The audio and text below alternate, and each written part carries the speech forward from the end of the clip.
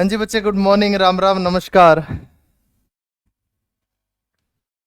अमनदीप, आप भाई, आपकी शिकायत तो ऐसे ही बनी रहेगी, इसका कोई सॉल्यूशन नहीं है मेरे पास। सभी को राम राम। चलिए, हेलो। अनूप, नितेश, मोनिका, सुमित, सभी को राम राम भाई। चलिएगा, कुछ चीजें डिस्कस करनी है, वो एंड में करूंगा मैं, है ना? क्योंकि 5 बजे के बाद कमेंट बंद हो जाते हैं, ऐसा मैंने सुना है। हम्म। तो एंड में ही डिस्कस कर लूंगा। फर्स्ट बैच है, बहुत अच्छा पढ़ाते हो, बहुत बहुत धन्यवाद जी। ऐसा सभी का मत नहीं होता है ना। चलो, चलिए स्टार्ट करते हैं। और हम कर रहे थे हिस्ट्री ऑफ हरियाणा, हरियाणा का इतिहास कर रहे थे हम, हिस्ट्री ऑफ हरियाणा। और आज बहुत ही महत्वपूर्ण मुद्दा है, दैट इज रिवोल्ट ऑफ 1857, 1857 की क्रांति। बहुत ही इंपॉर्टेंट मुद्दा है ये, आप सभी को पता है। स्ट्रेटजी बच्चे, स्ट्रेटजी, चलो ये भी बता देता हूं। Strategy, second thing execution, execution, और प्लस में पिछले 2 दिन में जो मुद्दे हुए हैं।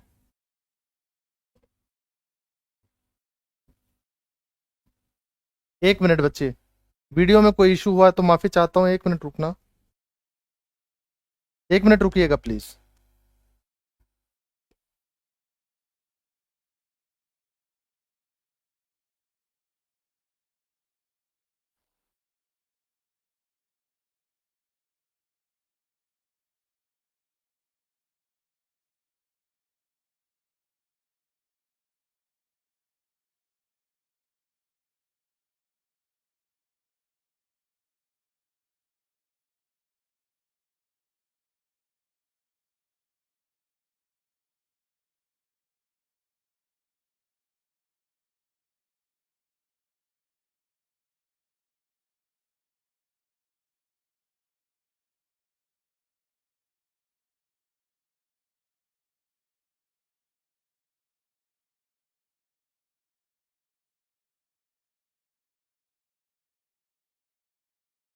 ये मेरा फोर्थ बैच है, प्रैक्टिस करनी है, प्रैक्टिस भी हो जाएगी। माफी चाहता हूँ बच्चे, थोड़ा सा एक बार ना HDMI केबल शायद डिस्कनेक्ट हो गया था। और रोहित बेटे, काफी बड़ा मैसेज लिख दिया है जो कि कमेंट्स के साथ नीचे चला गया, मुझे नहीं पता, इतना पता है कि पूरी स्क्रीन पे एक मैसेज आया था। तो आप उसको मेरे FB ID पे, ये मेरी फेसबुक ID है, यहाँ पे सेंड कर दीजिएगा। जो भी क्वेश्चन है ना आपका, आपको जरूर रिप्लाई करूंगा। फेसबुक ID है मेरी, जहां पे ऊपर सर्च के ऑप्शन में एंजल प्रिया लिख के सर्च करते हो ना आप, वहां पे ये डालना और वहां सेंड कर देना, आपके डाउट जरूर क्लियर करूंगा। टाइम ज्यादा नहीं लेना चाहूंगा, 5 मिनट इस डिस्कनेक्शन की वजह से चले गए हैं। तो स्टार्ट करते हैं बेटे, रिवोल्ट ऑफ 1857। ये सारी चीजें मैं अभी डिस्कस करूंगा एंड में, 5 बजे के बाद।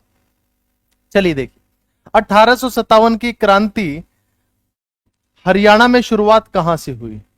हरियाणा में 1857 की क्रांति की शुरुआत कहां से हुई? हरियाणा में 1857 की क्रांति की शुरुआत कहां से हुई? यदि ये पूछ लिया जाए तो आप सभी को पता है कि आपको क्या मार्क करना है ना? हरियाणा से सभी बड़े नेता कहां इकट्ठे हुए थे? अंबाला में इकट्ठे हुए थे। और अंबाला से ही 1857 की क्रांति की शुरुआत करी थी। मैंने आपको बताया है, काला अंब है अंबाला में, वहां पे क्या है? War hero memorial. और काला अंब है पानीपत में भी, जहां पे वॉर हीरो मेमोरियल। तो अंबाला वाला बना है बच्चे फ्रीडम फाइटर्स के लिए, और जो बना है पानीपत वाला, ये मराठों की याद में। कोई नहीं गुंजन बच्चे, सब बता दिया जाएगा, निश्चिंत रहो। चलिए, तो मैं ये कहूंगा, हरियाणा से नेतृत्व किसने करा? यदि ये पूछा जाए, हरियाणा से 1857 की क्रांति का प्रमुख नेता पूछ लें, सिर्फ एक नाम आपको देना हो, या नेतृत्व किसने करा है, तो बच्चे देखो काफी सारे अहम नेता यहाँ पे आ जाते हैं, आप सभी को पता है।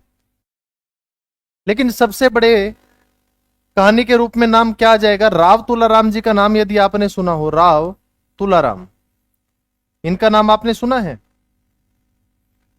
राव तुलाराम जी का नाम सुना है?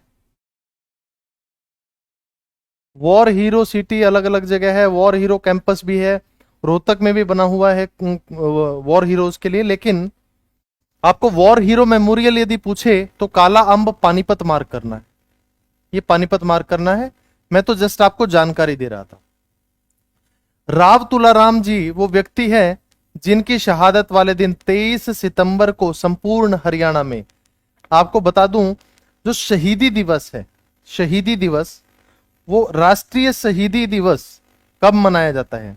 राष्ट्रीय शहीदी दिवस जो है 23 मार्च को मनाया जाता है, 23 मार्च को, है ना। लेकिन हरियाणा में ये 23 सितंबर को राव तुलाराम जी की शहीदी, प्रैक्टिस बैच ले आओ जल्दी, बहुत जल्दी आ जाएगा, निश्चिंत रहे। तो राव तुलाराम जी की शहीदी के उपलक्ष्य में 23 सितंबर को मनाया जाता है, इस बात को ध्यान रखना बेटे। देखो 1857 की क्रांति के पीछे सभी का अलग अलग नजरिया था। ये क्यों हुई, पहले तो यही है, पहली तो बात यही है। धीरे धीरे देखो, आपको मैंने बताया है 1814 से लेके 1845 तक कुछ विद्रोह लिखवाए थे। यानी ये जो फेज था ना जस्ट क्रांति वाला, असंतोष पैदा हो रहा था शासन के खिलाफ, ये कारण था मुख्य। अगर मैं बेस से उठाऊं, शासन अच्छा नहीं चल रहा या हमारे मन अनुसार नहीं चल रहा, ये सबसे अहम मुद्दा था, असंतोष पैदा होना शासन के खिलाफ। तभी इतने सारे विद्रोह हुए थे, है ना, विद्रोह कि हम आपके अंदर शासन, आपके शासन के अंदर नहीं रहना चाहते, हमें स्वतंत्र करो। अब इन सारे आंदोलनों की वजह से या पूरे भारत में ही ऐसा चल रहा था। तो बेटे 1857 की क्रांति होनी तो थी, लेकिन वो कब होनी थी? एक डेट डिसाइड कर ली गई कि 31 मई 1857 को हर जगह विद्रोह कर दिया जाएगा, लेकिन ऐसा नहीं हुआ। अरे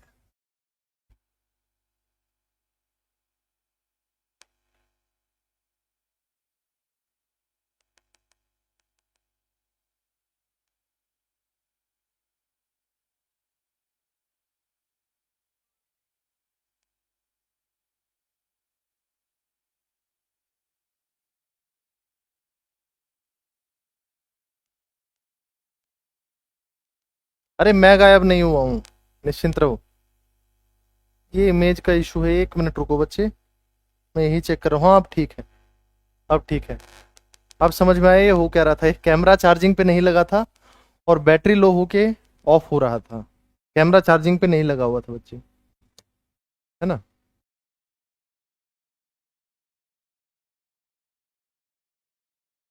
चलिए, तो मुख्य कारण तो ये था असंतोष।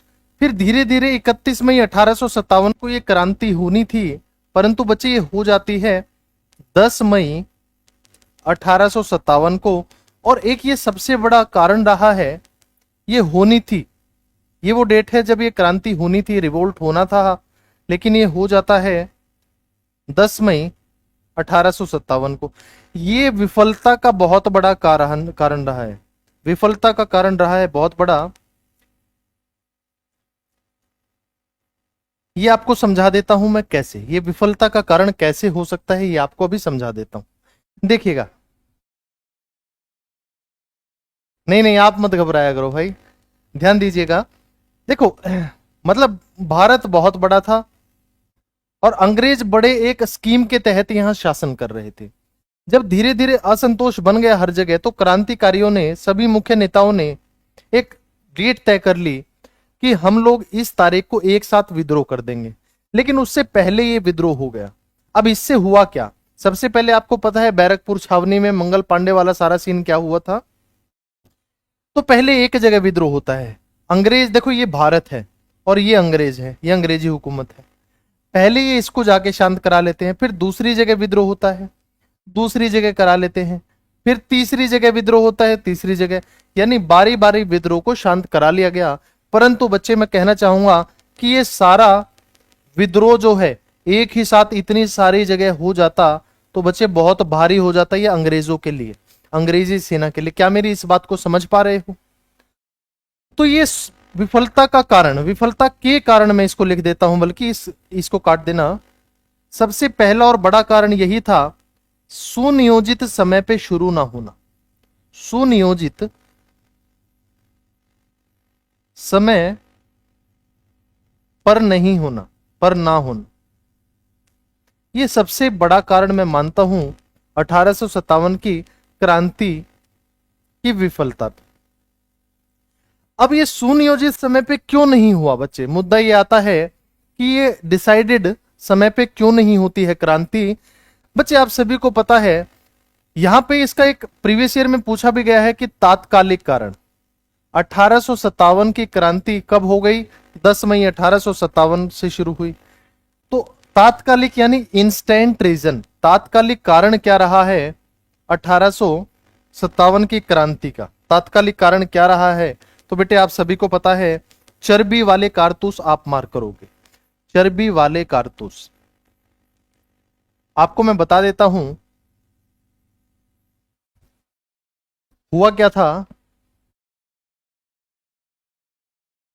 बेटे थोड़ा सा समय दो, थोड़ा सा।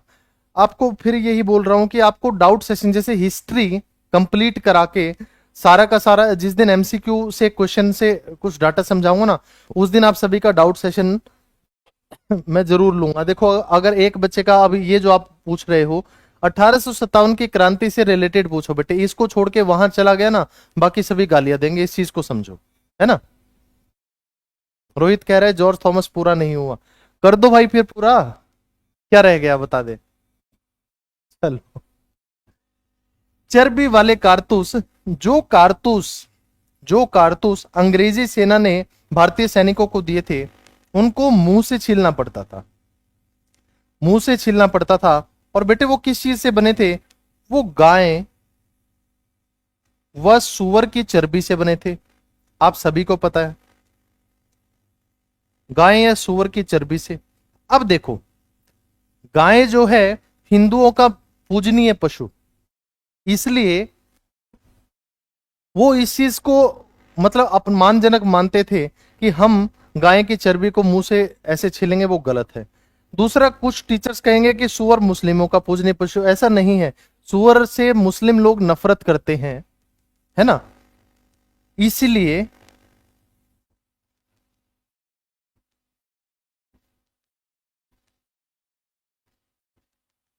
अफवाह थी या काऊ की थी वो छोड़ दे बेटे, तू तो ज्यादा गहराई में चला गया। देश चलाना चाहिए, कहा एचएसएससी की तैयारी कर रहा है। ये इशू नहीं समझ में आ रहा क्या हो रहा है बार बार। माफी चाहूंगा, क्लास ओवर होने के बाद इसका भी कुछ ना कुछ इलाज करेंगे। हाँ हाँ वही दिखा रहा है, पावर डिस्कनेक्शन दिखा रहा है ये, या तो चार्जर प्रॉपरली नहीं लगा है।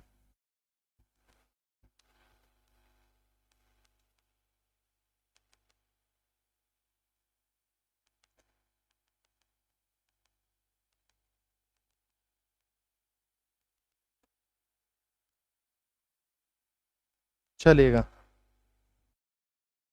नो कार्ड दिखा रहा है सर जी। चलो इसी के हिसाब से फिर सॉल्यूशन करेंगे, फिलहाल आज की क्लास में काम चलाओ, एक बार मैं चेक करूंगा। चलिए, तो इसलिए अचानक से आपको पता है मंगल पांडे ने, पहले सैनिकों ने मना करा था इन कारतूसों को यूज करने के लिए, फिर जबरदस्ती करी गई तो मंगल पांडे ने अंग्रेज अधिकारी को गोली मार दी थी, है ना। तो ये कारण रहा है कि कहानी 10 मई से ही शुरू हुई थी। बैरकपुर छावनी का ये सारा सीन था। देखिएगा, दूसरा सबसे बड़ा कारण क्या रहा है इसका विफल होने का? वो रहा है अयोग्य नेतृत्व, अयोग्य नेतृत्व। इसका अर्थ क्या है आपको पता है? अंग्रेजों 1857 की क्रांति का नेतृत्व अंग्रेजों की तरफ से कौन कर रहा था और भारतीयों की तरफ से कौन कर रहा था? भारतीयों की तरफ से बहादुर शाह, बहादुर शाह अंतिम मुगल सम्राट जो हैं, बहादुर शाह 1857 की क्रांति का नेतृत्व कर रहे थे। और बच्चे ये अयोग्य लीडर मैं कहूंगा, क्योंकि देखो आप भी हो अभी 22, 25, 26 साल के हो गए, कोई बात होती है कहीं पे तो थोड़ा खून गर्म है ना, लड़ाई झगड़ा आप कर सकते हो। अगर 70-72 साल के व्यक्ति को ले जाना है कहीं पे तो ये मान के चलो समझौता ही होगा, है ना। तो एक वो जोश नहीं है, नेतृत्व, है ना, एक वो जोश नहीं था, जिस कारण से हम कह सकते हैं कि जो आउटपुट आनी चाहिए थी वो नहीं आई। दिशा निर्देश सही है ना, यदि आपको मैं ठीक तरीके से चलाऊं या समझाऊं तो एक नया तैयारी करने वाला बच्चा जल्दी सिलेक्शन ले सकता है। बहुत जरूरी है दिशा निर्देश। ऐसे भी बच्चे देखे हैं कि 2.5 महीने तक एक किताब खत्म करी है, फिर लाके दिखाई ये किताब मैंने पढ़ ली गुरुजी। मैंने कहा ये क्यों पढ़ ली, यहां से तेरा क्या आएगा। मैंने कहा ये फिजिक्स की किताब है बेटे, इसमें से 1 नंबर का क्वेश्चन आ गया तो आ गया, नहीं तो HSSC में जो फिजिक्स आती है वो तो मतलब ये मान के चलो 10th लेवल तक से ऊपर ही आती है लगभग। तो बड़ा परेशान हुआ। तो ये दिशा निर्देशों में ही कमी थी। मैंने कहा मैंने तो नहीं बोला था ये बुक पढ़ने के लिए। तो यही कारण यहां रहा है। अच्छा मुझे बताओ, अंग्रेजों की तरफ से नेतृत्व किसने करा? अंग्रेजों की तरफ से, अंग्रेज लीडर लिख दिया है यहां पे। अंग्रेजों की तरफ से नेतृत्व 1857 की क्रांति का कौन कर रहा था बेटे, फटाफट से बता दो।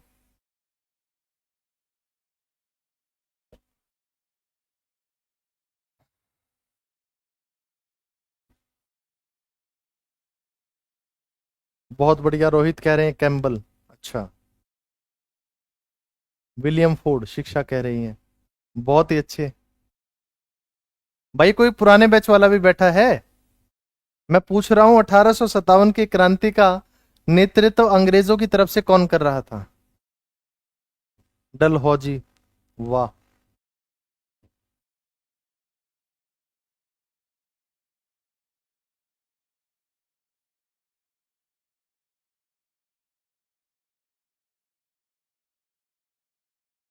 गौरव बिल्कुल सही बेटे।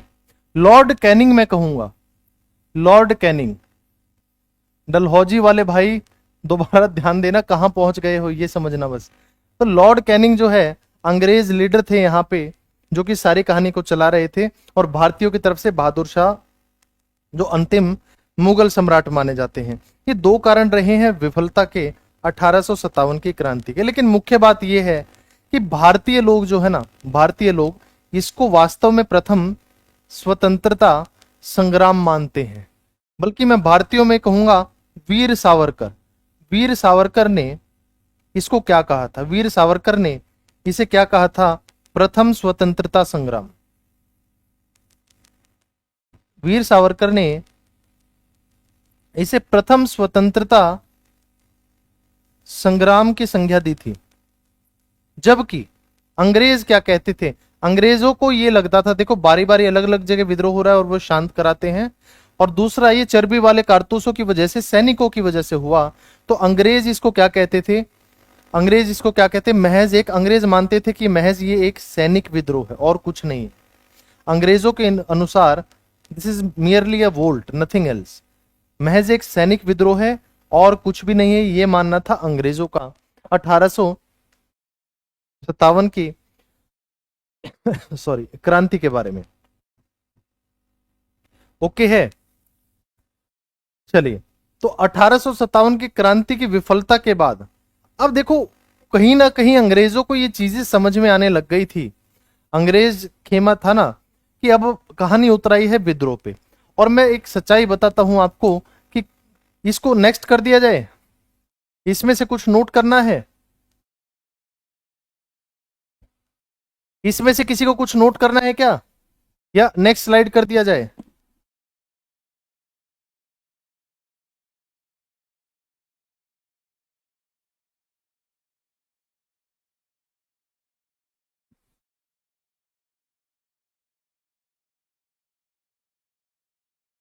भाई कह रहा है दीपक, बहादुर शाह को अरेस्ट किसने करा था? बहादुर शाह को अरेस्ट किसने करा था बेटे? हडसन ने करा था, हडसन ने। सुबह भी क्लास नहीं हुई प्रमोद भाई, संदीप सर की तबीयत ठीक नहीं थी कल। चलो देखिएगा, मैं कहना चाहता हूं कि अब अंग्रेजों को एक चीज समझ में आ गई थी। अंग्रेज इस चीज को भली भांति समझ गए थे कि भारतीय लोग अब विद्रोह पे उतर आए। और बच्चे विद्रोह को इस हिसाब से, जैसे ये शांत हुआ था ना, इस हिसाब से शांत कराना ज्यादा समय तक। पता है आप लोग ना टीचर्स की टेस्टिंग करते हो कि टीचर को पता है या नहीं पता है ना। आपको जो जो पता है उसमें डाटा ऐड करोगे ना, शायद देखो नियत जैसी होती है ना वैसी बरकत होती है। आप यदि यहाँ पे सिर्फ टीचर्स की टेस्टिंग करने आओगे, शायद आप वो आउटपुट नहीं लेके जाओ। आपका जो डाटा आपके पास है अच्छी बात है बेटे, हो सकता है मैंने भी ये सारा डाटा कहीं कहीं पढ़ा हो जो जो आप पूछते हो, तो बेटर है कि आप नया डाटा अपना ऐड करते चलो। अंग्रेज जो मानते थे कि विद्रोह को इस हिसाब से सच्चाई है ज्यादा दिन तक शांत नहीं कराया जा सकता, तो अंग्रेज क्या चाहते थे? अंग्रेजों ने, देखो सिंपल सी बात है, दो पार्टियां हो रही है ना भाई, इस पार्टी के लोग बार बार आके इस पे अटैक कर रहे हैं, है ना। अगर ये व्यक्ति भाई कुछ दिनों तक इन्हें मार पिटाई से ही वापस शांत करा पाएंगे, रिपेल कर पाएंगे, लेकिन बेटे परमानेंट शांति चाहिए ना, तो इस खेमे के कुछ लोग ढूंढने पड़ेंगे और उनकी समक्षता में, उनकी अगुवाई में समझौता करना पड़ेगा। मेरी बात को समझना, ये बड़ा सिंपल सा प्रकृति का नियम है, स्पेशली भारत के लिए। विदेशों में तो हर हिसाब से समझौते हो जाते हैं, भारत वालों का और स्पेशली हरियाणा वालों का मानना मुश्किल होता है। अब यही कहानी रची है अंग्रेजों ने 28 दिसंबर, बेटे 28 दिसंबर 1885। 28 दिसंबर 1885 को क्या होता है? 28 दिसंबर 1885 को भारतीय राष्ट्रीय कांग्रेस यानी इंडियन नेशनल कांग्रेस की स्थापना होती है, आईएनसी की स्थापना होती है। अब आईएनसी की स्थापना किसने करी? ए ओ ह्यूम यानी एलन ऑक्टेव ह्यूम। आप सभी को पता होना चाहिए कि इंडियन नेशनल कांग्रेस, इस पार्टी की स्थापना करने वाला भी व्यक्ति एक अंग्रेज ही था। यहां से आपको काफी तथ्य, काफी एक विजन क्लियर होता चलेगा इतिहास के बारे में कि अंग्रेजों ने ही ये पार्टी की स्थापना क्यों करी। यही मैं आपको समझाना चाहता हूं कि अगर हमें इनको शांत कराना है, इनसे अपनी बातें मनवानी है, तो इनके ही कुछ मुख्य नेताओं को पकड़ो, उनके दिमाग में बहला फुसला के कैसी भी बातें डाल दो और उन्हें अपने साथ रखो, तभी हम चला पाएंगे। भाई डायरेक्टली हम कुछ बोलेंगे लोग विद्रोह करेंगे। दो पार्टियों में लड़ाई हुई, ये कोई बात बोलेंगे तो ये क्यों सुनेंगे? बिल्कुल भी नहीं सुनेंगे, चाहे वो सही बात भी हो। लेकिन इनके अपने कोई बात बोलेंगे तो वो जरूर सुनेंगे। यही मुद्दा था।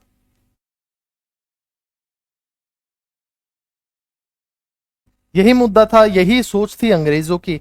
एलन ऑक्टेव ह्यूम ने कांग्रेस की स्थापना करी और कांग्रेस का पहला ही अधिवेशन 28 दिसंबर 1885 को होता है बेटे बॉम्बे में।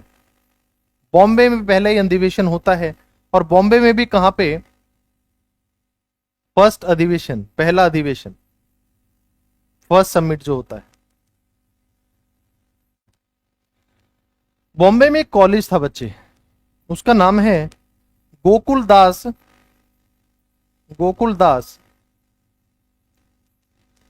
तेजपाल संस्कृत कॉलेज। गोकुलदास तेजपाल संस्कृत कॉलेज में, गोकुलदास तेजपाल संस्कृत कॉलेज बॉम्बे में कांग्रेस का पहला अधिवेशन होता है बच्चे। एक्चुअल में देखो ये होना था, ये कहां पे होना था? होना था पूना में। लेकिन पुणे में क्या होता है बेटे? नहीं होता है ये, क्योंकि प्लेग की बीमारी या कह लो हैजा फैल जाता है पुणे में, इस वजह से वो कैंसिल करके बॉम्बे में होता है।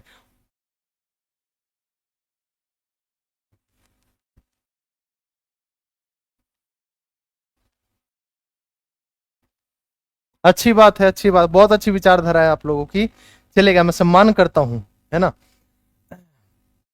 28 दिसंबर 1885 को फिर कहां पे होता है?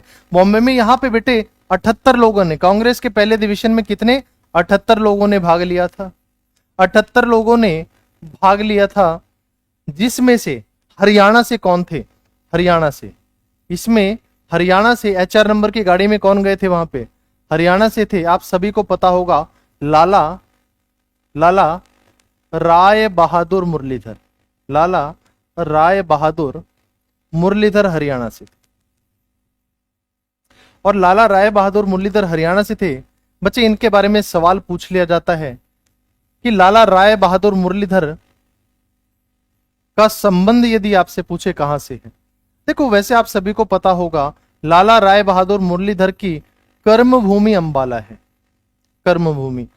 लाला लाजपत राय बहुत लोकप्रिय नेता थे, बहुत ज्यादा लोकप्रिय नेता।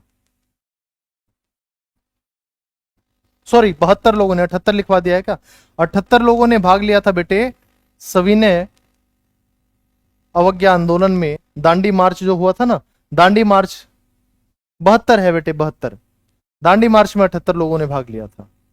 चलिएगा ध्यान दीजिए। तो लाला राय बहादुर मुरलीधर की कर्म भूमि यदि आपसे पूछे तो आप अंबाला मार्क करोगे, लेकिन याद रखना इनका संबंध कहां से है, तो वो उनकी जन्मभूमि पूछ रहा है। इनका जन्म हुआ है बेटे हरियाणा के पलवल में, यानी लाला राय बहादुर मुरलीधर का संबंध कहां से है? पलवल से है। जिस प्रकार लाला लाजपत राय पंजाब केसरी उनकी कर्मभूमि हिसार को माना जाता है, इसी प्रकार लाला राय बहादुर मुरलीधर की कर्मभूमि अंबाला को माना जाता है। इस बात को जहन में बिठा लेना। और ध्यान दीजिए 72 लोगों ने भाग लिया, जिसमें से एक व्यक्ति हरियाणा से भी गए थे। अब देखो कोई भी एक समिट होता है, इतनी दूर बुलाया है, अच्छा बढ़िया खाने पीने का, क्लास नहीं चल रही, धक्का मार भाई चलेगी, यहां से परफेक्ट है अब। तो बढ़िया खाने पीने का प्रोग्राम कर रखा था, बढ़िया समिट था, बढ़िया सब अपना बड़े अच्छे कपड़े वपड़े डाल के आए हुए हैं और एक अच्छा सा सभा हुई है, अधिवेशन हुआ है, तो प्रभाव तो हर किसी के दिमाग पे जाएगा ही। आप आज चले जाओ, इतने हर्बल लाइफ, एमवे, वेस्टीज, 1000 प्रकार के बिजनेस चल रहे हैं, है ना। आप कभी उनकी मीटिंग में बैठ के देखना, जो चेन सिस्टम होता है ना। एक नए लड़के को बुलाएंगे कि हाँ जी आप कितना कमा लेते हो इस बिजनेस से, बोलता है मैं इस बिजनेस से ज्यादा नहीं 10-11 लाख रुपए महीना तो हो ही जाता है कम से कम। बोला अच्छा, आज से 4 साल बाद आप अपने आप को कहां देखते हैं? वो कहता है 4 साल बाद करीब करीब 25 से 30 लाख रुपए महीना, है ना। बोला आज से 10 साल बाद, बोला बस 1 करोड़ रुपए महीना। और वहां जो बैठे होते हैं ना सभी के रोंगटे खड़े होते हैं, है ना। और ये नया लड़का है ऐसे, भाई ये बिजनेस तो ज्वाइन करना ही पड़ेगा। बिल्कुल सही, ब्रेन वॉश कर देते हैं। तो यही ब्रेन वॉश यहां पे होना था, क्योंकि ये अंग्रेजों की एक सोची समझी साजिश थी। और इस पार्टी से, कोई भी पार्टी होती है ना बेटे, आईएनसी है, इंडियन नेशनल कांग्रेस, कोई भी पार्टी होती है वो एक विचारधारा होती है। आप समझाते बढ़िया हो सर, लेकिन लिखवाते नहीं हो लाइन टू लाइन। बेटे वो अपने बस का भी नहीं, हमसे ना हो पाएगा। देखो वो मैं खुली यहां पे बोल रहा हूं कि हमसे ना हो पाएगा। नोट्स बनाने जिस दिन आप सीख गए, नोट्स बनाने जिस दिन आप सीख गए ना, उसी दिन वास्तव में बड़े हुए पढ़ने के लिए। भाई देखो इतने हैवी ड्राइवर ना है हम कि लाइन टू लाइन अब लिखेंगे, है ना। स्टार्टिंग के बैचेस में लिख लिया यार, बस ठीक है, अब ऐसे थोड़ी होगा। चलो देखिएगा, ध्यान दीजिएगा। तो पूरी तरह अब जब ब्रेन वॉश होना था तो इनका भी होना था, ये काफी प्रभावित हुए। बोले काफी अच्छी चीज है कांग्रेस तो हरियाणा में यदि बात करूं कांग्रेस की, हरियाणा में कांग्रेस की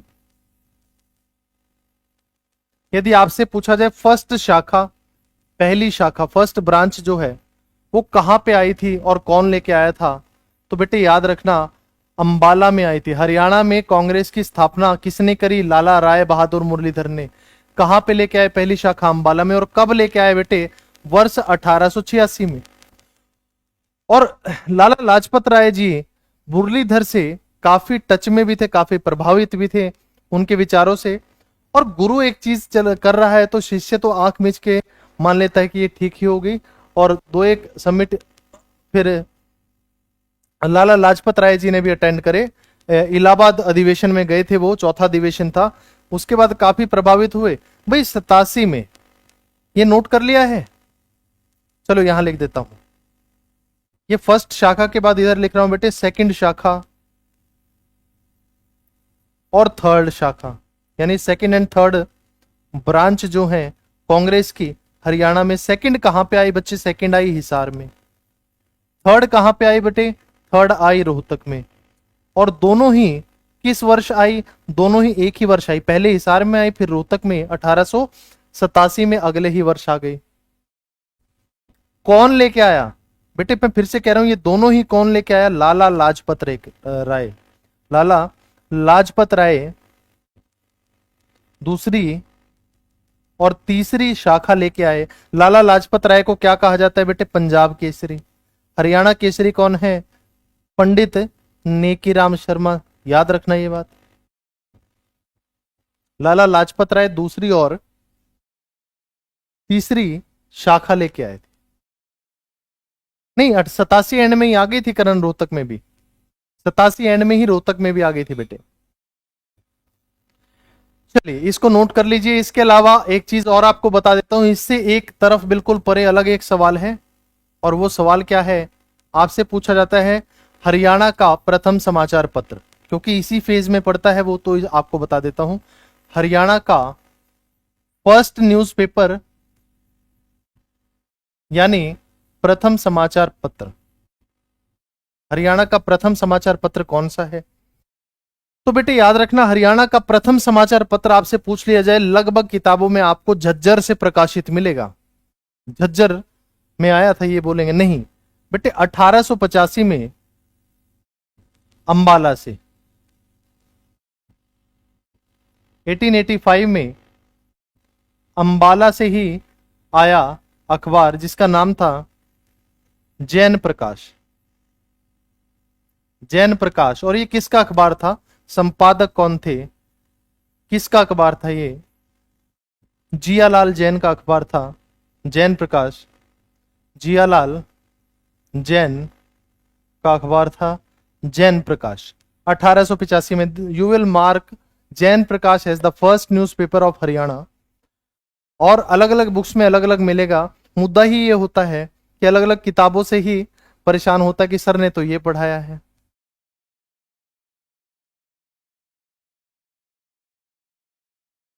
संपूर्ण समाचार पत्र एवं पत्रिकाएं आपको अलग से कराऊंगा, हिस्ट्री खत्म होते ही जस्ट कराऊंगा, पर ये इतिहास में पहला था तो मैंने ये यहां पे आपको साथ के साथ लिखवा दिया।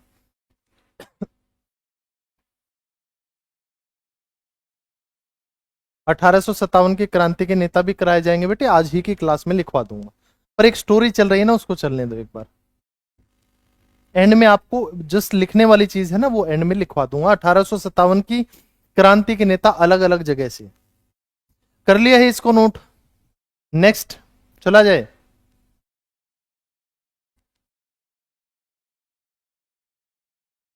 धन्यवाद जी, बहुत बहुत धन्यवाद आप सभी का अप्रिसिएशन के लिए। चलो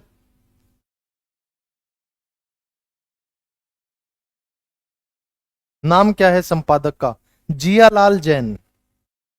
लो बेटे दोबारा लिख देता हूं, जियालाल जैन। न्यूज़पेपर का मालिक कौन था ये समझ लेना, जियालाल जैन। अरे भाई चलो सौरभ आज ही मिल जाएगी, मुझे नहीं पता अपलोड नहीं करी अभी तक, पर पीडीएफ दे चुका हूं मैं उनको।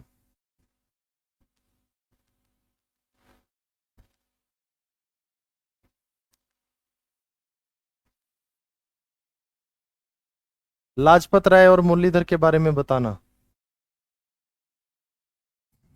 अच्छा, हरियाणा केसरी का नाम बताना सर। हरियाणा केसरी बेटे पंडित नेकीराम शर्मा।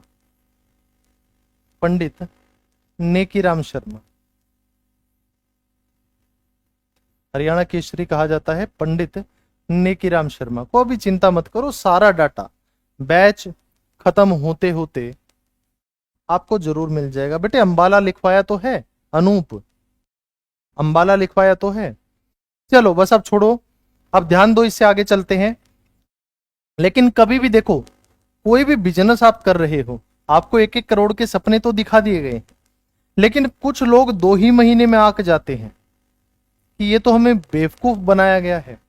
कुछ लोगों की क्षमता थोड़ी अलग होती है, उन्हें 6 महीने लगते हैं ये समझते समझते, कुछ लोग 1 साल में, कुछ लोग अंत तक ही नहीं समझ पाते हैं, है ना। जैसे मुझे जल्दी ही एहसास हो गया कि मैंने 2014 में जिसको वोट दे दी या 2019 में जिसको वोट दे दी वो बहुत गलत दे दी, मुझे जल्दी ही एहसास हो गया। हो सकता है किसी को अंत में जाके हो, ऐसे टीचर्स ही हैं जिनको मैं देखता हूं बिल्कुल अंधभक्ति चलती है। अच्छी बात है किसी विचारधारा का समर्थन करना, पर ऐसा नहीं होना चाहिए कि बस इन्होंने जो करा है वही सही है। यही कहानी हुई आईएनसी यानी इंडियन नेशनल कांग्रेस में, यही कहानी होती है बेटे इंडियन नेशनल कांग्रेस में। अब विचारधारा, जो विचारधारा है ना, कोई भी पार्टी होती है ना वो विचारधारा होती है, और पार्टी नहीं होती है वो विचारधारा होती है। जब विचारधारा ही बट जाए तो पार्टी भी एक नहीं रह सकती, मेरे बात को समझना। अब विचारधारा बट गई तो पार्टी अलग भी नहीं कर सकते थे। मान लो मुरलीधर और लाजपत राय, इनके आपस में विचारधारा अलग होने लग जाए तो ऐसा नहीं है कि एक दूसरे से दूर हो सकता है विचार भिन्न हो, तो एक परस्पर मोह के कारण वो अलग नहीं हो पा रहे थे और विचारधारा अलग होती जा रही थी। लेकिन दोनों लोग अपनी अपनी, दोनों पार्टी अपनी अपनी विचारधारा के लिए अड़ग थे। 1907 में सूरत अधिवेशन होता है। सूरत अधिवेशन आप सभी को पता है, सुना होगा इसके बारे में। सूरत अधिवेशन होता है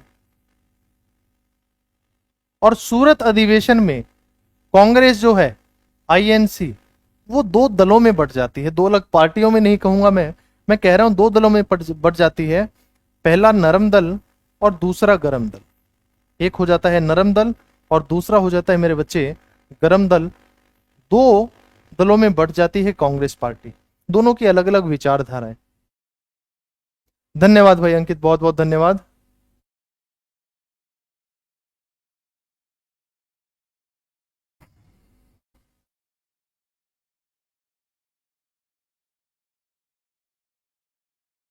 चलिए कोई दिक्कत नहीं, देखो ध्यान दो। अब नरम दल वाले क्या करते थे, मान लो देखो एक, वही मैं कह रहा हूं, एक बूढ़ा व्यक्ति हो या नरम व्यक्ति हो, वो क्या करेगा, आप बोलोगे कि देखो ऐसा नहीं ऐसा होना चाहिए और ऐसा होना, दो आपने बात रखी, आपकी दो में से एक बात मान ली है, लेकिन दूसरा ये बोले इस बात पे आप नहीं, इस बात पे आप मेरे साथ सहमत हो जाओ, ये ऐसे ही ठीक है। मेरी बात को समझना, नरम व्यक्ति होगा ना, नाम से ही पता लगा, तो नरम दल वाले ऐसे ही सहमत हो जाएंगे, चलो एक तो मान ली है, एक हम उनके हिसाब से मान लेते हैं, क्या दिक्कत है ना। रास बिहारी घोष, अच्छा नेता, नेता बता देता हूं, 1 मिनट रुको। लेकिन गरम व्यक्ति कैसा होगा कि अगर वो दो मांग रखेगा ना, दो मांग रखेगा, क्या 10 मांग भी रखे, 10 में से 9 मान ली लेकिन एक नहीं मानी, तो भी भाई हरियाणा में एक चीज होती है, एक ऐसा वेपन है जिसके सामने तोप भी फेल है ना, उसको हम बोलते हैं लठ।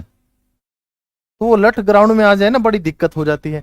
तो यदि गरम दल का व्यक्ति कैसा होगा, एक मांग भी नहीं मानी ना तो वो लठ उठा लेता था कि आपकी क्या हिम्मत, आप ये मांग ना मानो, है ना। तो ये दो विचारधाराओं में बट गई गरम दल और नरम दल। गरम दल के नेता आप पूछ रहे हो तो लाल बाल पाल, लाल बाल पाल गरम दल के मुख्य नेता थे बेटे। लाला लाजपत राय, लाला लाजपत राय लाल कहलाते हैं। बाल गंगाधर तिलक, बाल गंगाधर तिलक और विपिन चंद्रपाल, विपिन चंद्रपाल ये मुख्य नेता थे। अरविंद घोष भी मुख्य नेता थे, है ना। ये गरम दल के नेता थे। अब दो विचारधारा थी तो दो दलों में बट गई है कांग्रेस। लेकिन अब एक चीज समझ में आ गई है, देखो अंग्रेजों ने, मेरी बात को समझना, बाकी सारे मुद्दे हम डिस्कस करते चलेंगे, ये विभाजन कैसे कैसे जा रहा है और कैसे हम आजादी की तरफ बढ़े हैं, मैं सिर्फ वो थीम आपके दिमाग में डालना चाहता हूं। अंग्रेजों को यह दिखा कि पहले भारतीयों ने क्या करा है, रिवोल्ट करा है, 1857 की क्रांति हुई, है ना। इन्होंने महज इसको एक सैनिक विद्रोह, अपने मुंह से एक सैनिक विद्रोह कहा। उसका कारण क्या है बेटे, हर बात के पीछे ना कहीं राजनीति छिपी होती है, मेरी बात को समझना। अगर वो अपने मुंह से कह दे कि ये तो एक स्वतंत्रता संग्राम था, तो उस स्वतंत्रता संग्राम या रिवोल्ट में जितने लोग शामिल नहीं हैं वो भी शामिल हो जाएंगे, फिर वो भी विद्रोह करने लग जाएंगे कि हाँ मैं अपनों का साथ देना चाहिए। लेकिन इन्होंने क्या कहा कि ये महज एक सैनिक विद्रोह था, सैनिक विद्रोह एक पर्सनल कारण से, यानी चर्बी वाले वो कारतूस की वजह से। तो बाकी आम जनता को लगेगा कि ये तो पर्सनल कारण है सैनिकों का, ये देश की बात नहीं है। तो ये यहां पे राजनीति खेली। इसके बाद उन्होंने क्या राजनीति खेली कि इन्हीं के कुछ नेताओं को उठा के एक पार्टी बना दो और उनका दिमाग भर दो, वो भी उसने कर दिया। लेकिन कुछ नेताओं में कुछ समझदार भी थे।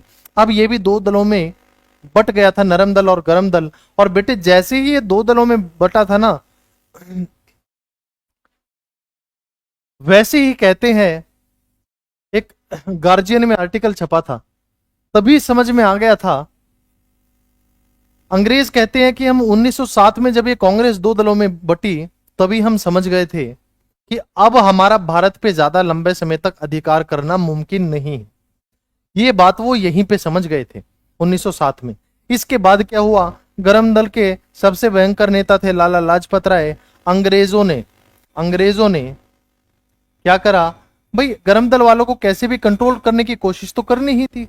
अंग्रेजों ने इन्हें उठा के मांडले जेल डाल दिया।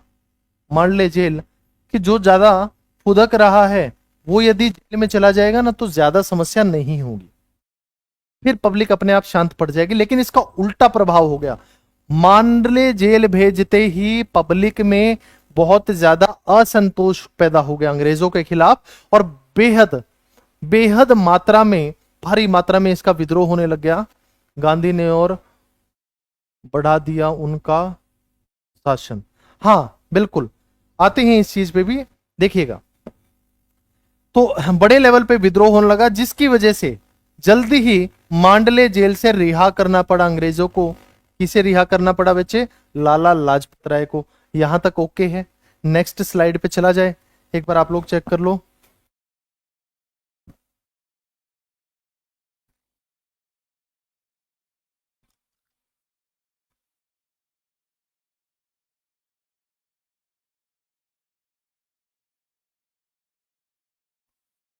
चलो, बहुत बहुत धन्यवाद जी आपका, सभी का बहुत बहुत धन्यवाद।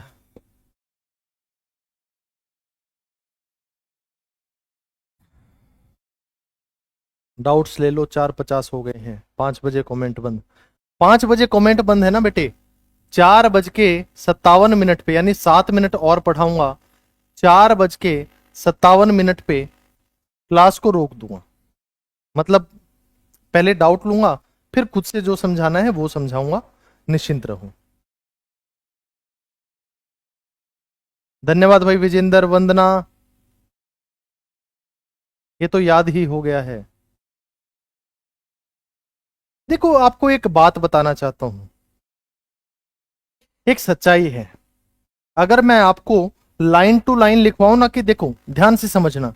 चलो, और इससे आगे कंटिन्यू नहीं कर रहा, डाउट ही लूंगा। सिर्फ 1 मिनट मुझे दो। जो बच्चे कहते हैं ना कि सर आप लाइन टू लाइन नहीं लिखवाते, अगर मैं दो पक्षों में एक लड़ाई हो रही है, उसकी लड़ाई की कहानी ही आपको पेपर में लिखनी है। अब मैं आपको तथ्य लिखवाऊं, भाई इसमें से बनवारी ने लठ उठाया था, है ना। आपको वो तथ्य दिमाग में डालने से बढ़िया यदि मैं ये बढ़िया से स्टोरी ही समझा पाऊं, और क्या इनकी विचारधारा थी इनके प्रति और क्या इनकी मंशा थी इनके प्रति, तो मेरे ख्याल से आप उस चीज को किसी भी तरीके से अटेम्प्ट करते हो। जैसे आज हमने क्या करा है, पढ़ने का तरीका बताता हूं आपको। आज हमने 1857 की क्रांति करी है, मान लो रिवोल्ट करा है।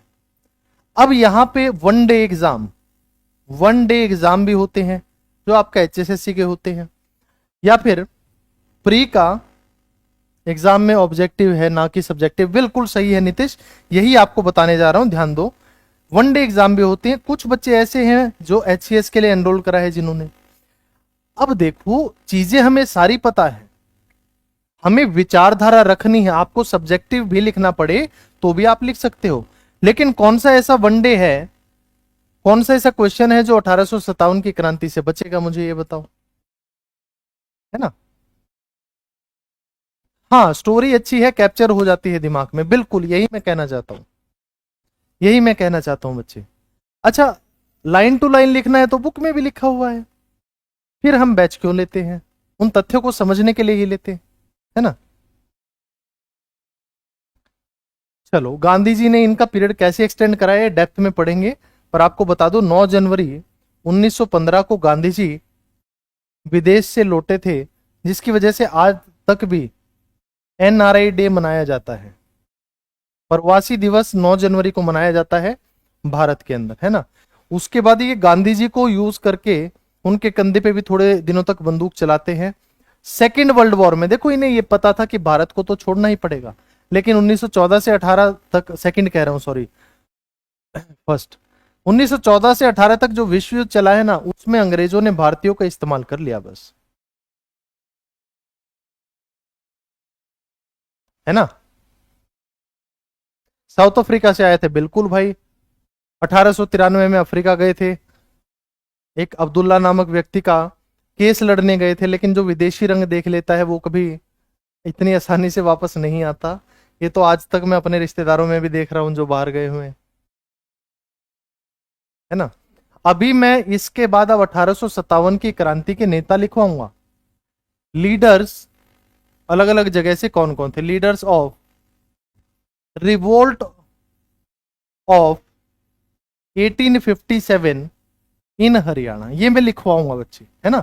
इसलिए मैंने थोड़ा सा टाइम दिया है, पर 5 बजे जैसा कि कमेंट बंद हो जाते हैं, इस वजह से आपके जो जो डाउट है अब आप पूछ सकते हो। गांधी जी को भी धोखा ही मिला है, ठीक है। उन्होंने बाद में 2 अधिवेशन करेंगे, रोहतक में गौकर्ण के तालाब के पास, भिवानी में, भिवानी वाले अधिवेशन में तो उन्होंने अंग्रेजों के खिलाफ शैतान शब्द का भी यूज कर दिया था। गांधी जी को उन्होंने झूठी प्रॉमिस करी थी कि आप हमारा युद्ध में साथ दो और हम बदले में आप लोगों को रिहा कर देंगे, है ना। बहुत अच्छी बात है ज्योति।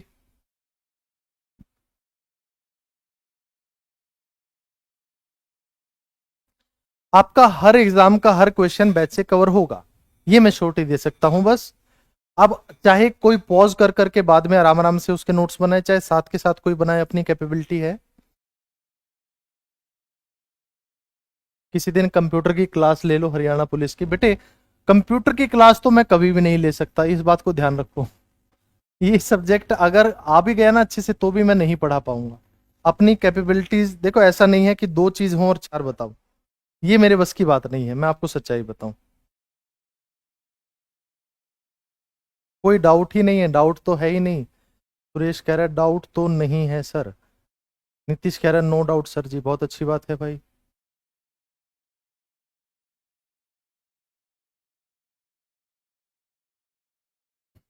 HCS का भाई मैं भी दे लूंगा।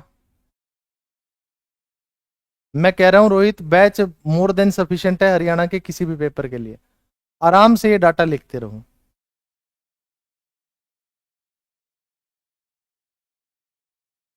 बेटे 1528 में मंडार राजपूत तो धीरे धीरे विद्रोह करने की तैयारी में थे, प्रॉपरली हुआ है 1529 में, है ना। 30 में वो 30 के स्टार्टिंग तक कुछ कुछ हद तक मतलब थोड़ा बहुत रहा था, नहीं तो ये खत्म हो गया था। एक्चुअल तो इसका 29 ही है। 29 ऑप्शन में ना दिया हो, ये फर्स्ट प्रायोरिटी है बेटे, फिर आप 28 मार्क करोगे। 28 भी ऑप्शन में ना दिया हो, फिर आप 30 मार्क करोगे। अब बोलो, है ना। इस बैच में आईपीसी, आईपीसी ग्राम सचिव रिलेटेड कंटेंट, पटवारी, कैनाल पटवारी, ये सब कंटेंट आपको दिया जाएगा बेटे, निश्चिंत रहो।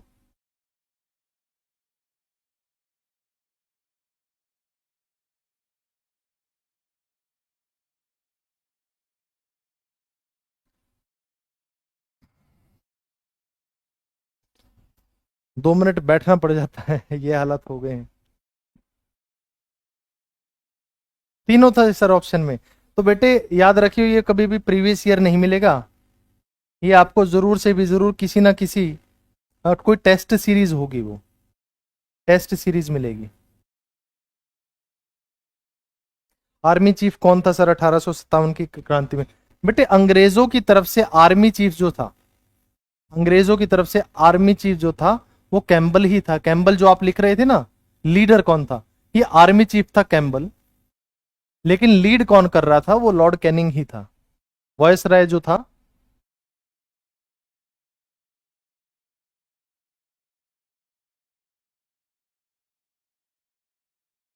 सब क्लियर है? ओके ओके, परफेक्ट है।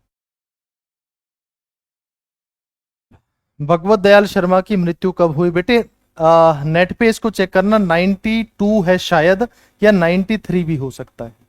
92 या 93 में से एक है भगवत दयाल शर्मा की मृत्यु, जिसके बाद ही रोहतक पीजीआई का नाम बदल के पंडित भगवत दयाल शर्मा PGIMS रखा गया है।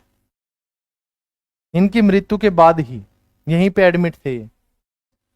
पंडित Bhagwat Dayal Sharma post graduate institute of medical sciences, PGIMS, 93 में हुई थी, 22 फरवरी 1993। राणा कह रहा है बेटे 93 करेक्ट है, 93 करेक्ट। इतनी सारी डेट्स होती हैं क्यों? अब हिस्ट्री मेंस का सब्जेक्ट है, हरियाणा पढ़ाना है, तो उनमें से लगभग ये है कि किसी किसी डेट पे, हाँ आपको ये बता सकता हूं कि एग्जैक्ट यहाँ पे ये चीज हुई थी।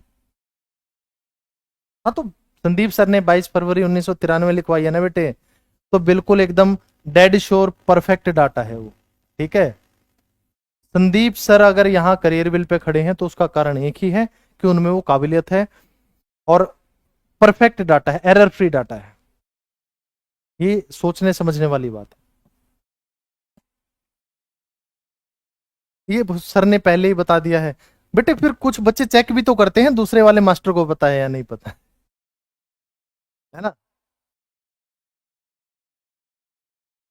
वेन सांग भारत में कब आया और थानेसर में कब? रोहित कह रहा है बेटे 629 ईस्वी में सपना आया था तो भारत में आया था और कन्नौज में आया था। थानेसर में 634 में आया था। और बोलो। हाँ, PGI रोहतक का ही नाम है बेटे, यहीं पे डेथ हुई थी उनकी। दीपक, चलो मेरे ख्याल से आपकी क्वेरीज तो नहीं है, लगभग बच्चे कह रहे थे, और जो ये पूछे जा रहे हैं ये क्वेश्चंस, ये कंफर्म करना चाह रहे हैं मास्टर को आता है या नहीं आता है।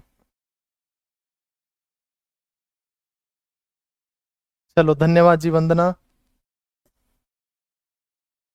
किताबें 630 कह रही हैं, कोई बात नहीं बेटे, फिर 630 मान ले। रोहित, मैं कह रहा हूं बाकी सारे 629 लिख लेना, रोहित आप 630 लिख लेना। अरे भाई, जब किताब में पढ़ लिया था 630, फिर बैच क्यों लिया? स्ट्रेटेजी भी बताता हूँ।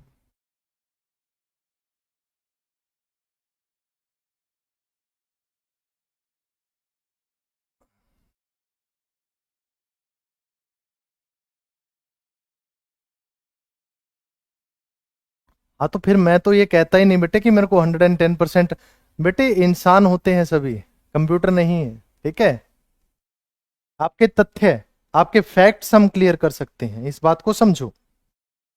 नो डाउट कि आपके फैक्ट्स हमसे बढ़िया क्लियर बुक्स नहीं कर पाएंगे, क्योंकि देखो किसी बुक में कोई गलती होती है, किसी बुक में कोई गलती होती है। हम टोटली सभी बुक्स का कोलैबोरेशन आपको दे सकते हैं, बस ये फर्क है।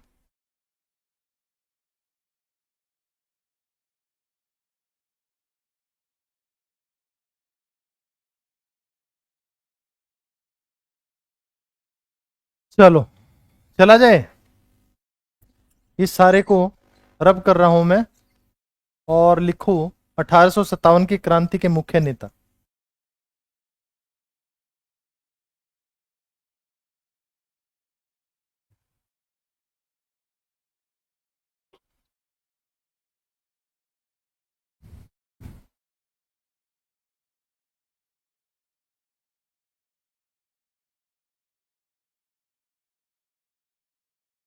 चलिए,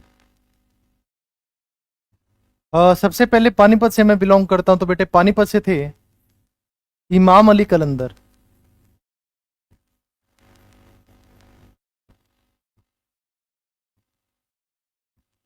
अली लिख लो पहले सारे। अ, पलवल से बेटे लिख लेना गफूर अली। पटौदी से थे अकबर अली। पटौदी से लिखना अकबर अली। इस बार के ग्राम सचिव या एस्टेट में पूछा गया सवाल था कि झज्जर से कौन था। झज्जर से कौन था बेटे? अब्दुर रहमान। अब्दुर रहमान। 1857 की क्रांति के नेता बेटे। अहीरवाल से लिखना यानी रेवाड़ी और महेंद्रगढ़ का जो एरिया था, अहीरवाल मैं कहूंगा पूरा, तो अहीरवाल से थे राव तुलाराम जी, राव तुलाराम। 1857 की क्रांति के नेता फरीदाबाद से लिखना बेटे,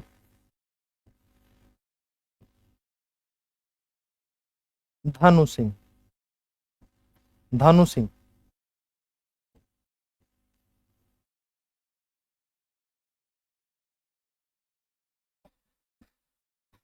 बेटे किस एग्जाम में कौन सी चीज कहां से करनी है, ये सोर्स देखो। मैं अगर इस ऐप पे खड़ा होके ये बोलूं इसी ऐप से करो ना, तो शायद आप लोगों को ये लगे कि मतलब इस प्लेटफॉर्म पे खड़ा है इसलिए बोल रहा है, पर एक फैक्ट है।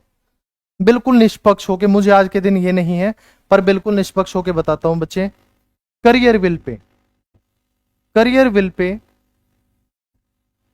लगभग सारी ही टीम जो है, स्पेशली मैं कहूंगा कंप्यूटर वाले सर, यतेंद्र सर,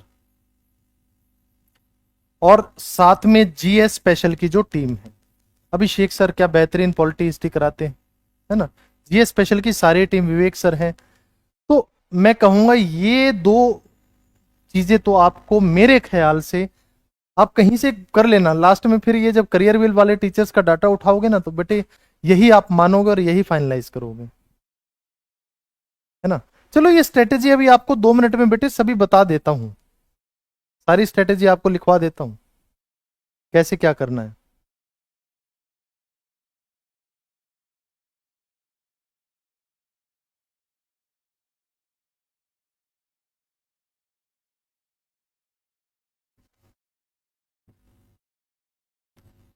फिर लिखना बेटे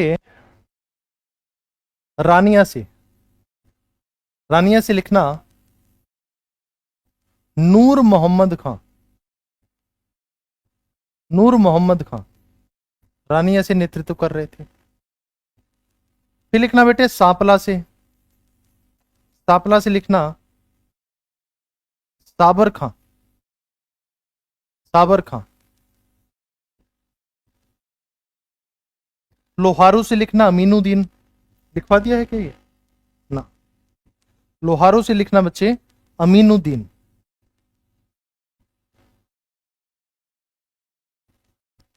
1857 की क्रांति के प्रमुख नेता हैं बेटे, leaders, main leaders of 1857 revolt. इसी को रब कर दूं, इस साइड भी लिखे जाएंगे।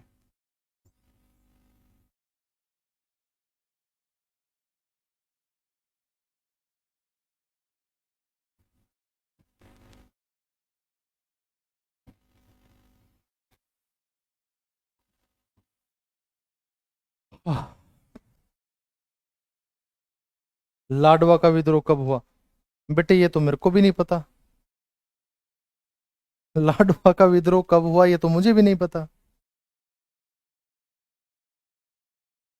आपको पता हो तो आप बता देना। अब फिर घूम फिर के ना वो परेश रावल ही याद आता है, क्या गुंडा बनेगा रे तू। लास्ट क्लास में लाडवा का विद्रोह मैंने लिखवाया है। अब आप पूछ रहे हो कि लाडवा का विद्रोह,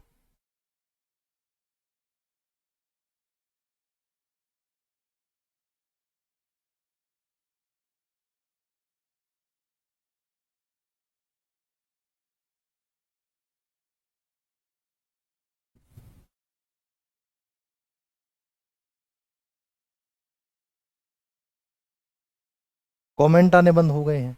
ये मुझे लगता था शुरू में आप लोग ना ऐसे ही बोलते हो, पर वास्तव में 5 बजे के बाद कमेंट ही नहीं आते हैं। इस चीज का प्रावधान और कराया जाएगा भाई।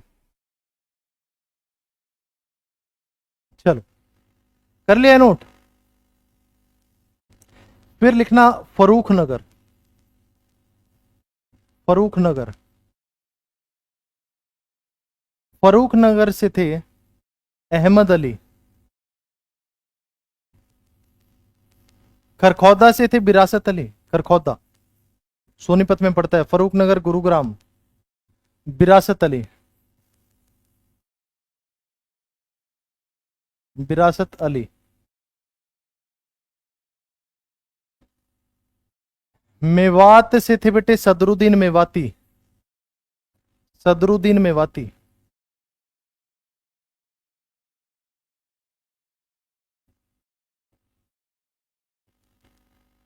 दादरी से, दादरी से कौन था? लिखना बहादुर खान जंग, बहादुर खां जंग, ये थे दादरी से। झांसी से लिखना, झांसी से दो थे बेटे, हुकुमचंद भी थे, हुकुमचंद, और साथ में लिखना मुनीर बेग, मुनीर बेग, है ना। बल्लभगढ़ से लिखना बेटे, बल्लभगढ़, बल्लभगढ़ से आप सभी को पता है नाहर सिंह, राजा नाहर सिंह, है ना। और संपूर्ण हरियाणा की मैं बात कहूं तो क्या आप आंसर दोगे? राव तुलाराम। चलो, ये था आज का डाटा। दूसरा भाई स्ट्रेटेजी की बात हो रही थी, जो बच्चा लाइव बैठा है वो एक बार सुन सकता है, समझ सकता है। बेटे किसी भी एग्जाम, कोई भी एग्जाम आपको निकालना है ना हरियाणा का, जीएस कंप्लीट जिस दिन ये कर दो ना, अभी भी मैं बच्चों से पूछता हूं कि बेटे क्या आपकी जीएस कंप्लीट है? बोलते लगभग कंप्लीट है। वो लगभग शब्द जिस दिन हट गया उस दिन आपका सिलेक्शन पक्का है। जीएस कंप्लीट कर लो, यह आधार है, ये आधार है हरियाणा में सिलेक्शन लेने का, चाहे वो एचसीएस हो चाहे वो चपड़ासी का पेपर हो।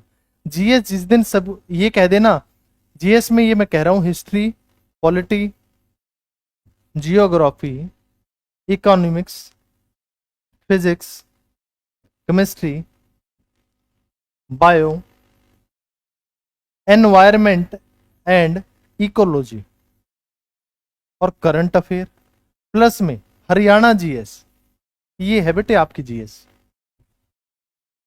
कुछ कुछ ये भी लगा लो अगर हो सके तो आर्ट एंड कल्चर की पतली सी मैगजीन आती है उसको पढ़ लेना, ये आपका संपूर्ण जीएस बनता है। और ये कर लेना बेटे, उसके बाद पर्टिकुलर सब्जेक्ट्स के सिलेक्टेड टॉपिक है, जैसे मैथ्स के, रीजनिंग के, इंग्लिश के, मतलब लगभग कुछ टॉपिक्स ऐसे जिनसे आना ही आना है क्वेश्चन, तो वो कर लो। और बाकी प्रॉपर बैचेस ले पाओ तो उससे अच्छी बात ही नहीं, है ना। चलो, तो उम्मीद है आज वाली क्लास समझ में आई होगी। आज कितना कराया है? सिर्फ मांडले जेल से लाला लाजपत राय रिहा हुए हैं, अभी गांधी जी आएंगे और विश्व युद्ध होगा। नेक्स्ट क्लास में 1966 तक हम पहुंच जाएंगे। आप सभी का कीमती समय देने के लिए बहुत बहुत धन्यवाद बेटे। खुश रहो, हंसते रहो, stay blessed, thank you so much.